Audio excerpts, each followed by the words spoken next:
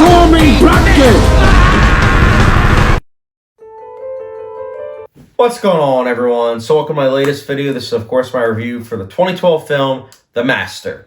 So The Master is obviously directed by Paul Thomas Anderson, the same director that gave us Punch Drunk Love, Phantom Thread, Boogie Nights, Magnolia, and a slew of other films, including There Be Blood. He's a great director, one of my personal favorite directors, and The Master is one of my favorite films of the 2010s. I'm just going to say right off the bat, one of my favorite films of the 2010s, and just, honestly, maybe of ever. The Master is a film that, right off the bat, it is not for everyone. This is a film that is definitely someone that, if you are interested in critical thinking, if you are interested in being challenged as viewers, this is your film. If you are someone that wants a very conventional film, this is far, far, far from it. I still remember when this film came out. I was a teenager, and I grew up in a very religious household. In case some of you are new to the channel, I grew up in a very religious household, and there was a website called Plugged In Online, which essentially was, Christian movie reviewers talking about the, the positives and negatives of a movie, but also talking about the nudity, the violence, the language, just negative content and everything, stuff like that, But I remember reading the review for this film, and I remember just the reviewer hating it and saying that it was like pointless and that, why would we want to watch characters that are hateable and everything? And I remember at that time I said to myself, yeah, why would I want to see that? Like, that's not interesting. But I also, in the back of my mind, was like, yeah, but I am kind of curious about this movie because I do like the cast. But we then wind the clocks back, a couple of years later, and a couple of years later, I'm in college. And in college, I mean, I'm not going to lie, like, I thankfully enough had some really good professors that really were into movies. And one of them, shout out to you, Mr. Vendito, he actually mentioned to me about The Master and asked if I had seen it. And I said, no, I heard it wasn't that good. And he was like, what do you mean? What do you mean you heard it's not good? It's got one of the best performances of the last several years. Like, Joaquin Phoenix's performance is incredible. The only reason why I didn't win Best Actor was because Daniel Day-Lewis came out, and gave a performance that he did in Lincoln. And I said to myself, I mean, I love Lincoln, and I love Daniel Day-Lewis's performance, so maybe I'll check it out. And sure enough, I did. Several months later, I finally sat down and watched it on Netflix. And I remember saying to myself, this is good, but I'm going to need to revisit it many more times. And I have. It's a film that I just find myself continuously coming back to. It's just a film that just has so many layers. And it questions viewers. It really does. Like, you have a character study of a character that is just so unlikable. Freddie Quill, played by Joaquin Phoenix, he is someone that's so hateable in this movie. He really is. Like, he has very few redeeming factors, if any. He is someone that we see day-to-day life. We all know people like Freddie Quill, let's face it. But I feel like that's just it. A lot of audience members want to kind of, go to see a movie to get out of reality. So to see a character like this, that's why a lot of people just wouldn't be interested in a character study like this. They want to see a character go on like a hero's journey or go from like being evil to then good at the end. Stuff like that is what people like. And I can respect that. I like, films that are like that in some cases.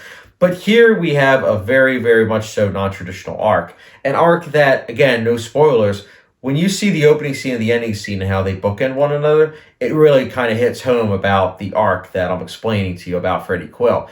And I think what's more interesting is that, besides the fact that Joaquin Phoenix gives an outstanding performance, which, again, my professor said that and he was correct, what's more important, though, is the fact that you also have Philip Seymour Hoffman playing Lancaster Dodd, and how Lancaster Dodd is very much so interested in Freddie Quill.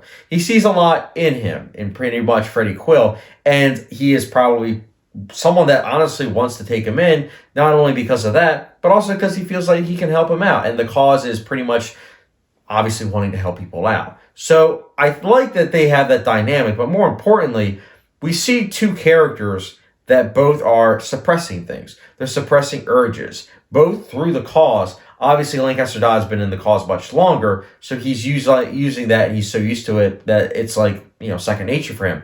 But these are two individuals that go about it differently. Lancaster Dodd goes about suppressing his feelings and emotions and everything in a way of going towards a cult and going towards religion. Versus Freddie Quill, he is someone that all of these baggage, all this emotions, he is suppressing it with booze, with women, with violence, stuff like that. And honestly, this film honestly asks the question, what's the difference between them? What's the difference between those two ideologies? Because at the end of the day, neither one of them are happy. Neither one of them are happy with themselves or really the life that they have. They are both essentially putting on a show when they are in the cause. And I feel like that's something that is an amazing question because it doesn't hold the audience's hands. It doesn't say this is the answer. It says to us as viewers, think about it. Come up with your own decisions. And for me, that's what I was coming up with. I was like, that's really smart writing, honestly. Just having it written like that. And I think that the writing here is quite strong. I mean, the dialogue is just so engaging, especially during the session scenes. Like, those scenes are just some of the best dialogue, best performances, and best camera work you'll see. And speaking of camera work, the 65 millimeter filmic cinematography is it's gorgeous. It really is. Holy cow, the wide angle shots, in particular the motorcycle scenes, like, it's incredible. Those usage of tracking shots are really quite something.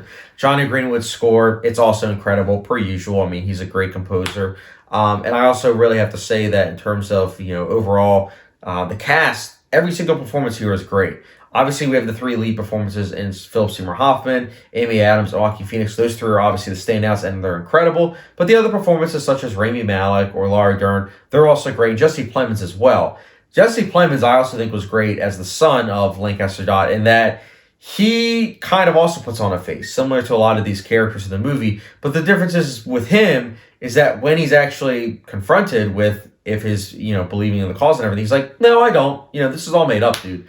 I just think that that's fascinating. And again, I feel like if you're an individual that grew up in a religious household and you're open-minded, then I think that this is the film that you'll really dig. If you are someone that, didn't really grow up in a religious household, I think you'll still like it. But I feel like growing up in a religious household or cult is something that you definitely are able to look at this movie and really kind of peel back the layers of what it's trying to say, because in some ways you might have seen some of this. You might have seen it in your own personal life. So this movie has a lot to offer. I could talk about it for hours on end. I won't, though.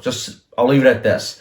If you're a viewer that wants to be challenged, this is the film for you. If you're a viewer that wants a conventional film that is very fast-paced, not the movie for you. This is a slow burn that does have an interesting payoff, and I really do think that the dynamic between Freddie Quill and Lancaster Dodd, it's a sight to behold, for sure. And honestly, The Master, for me personally, it's a masterpiece, and that's why I will be giving The Master a...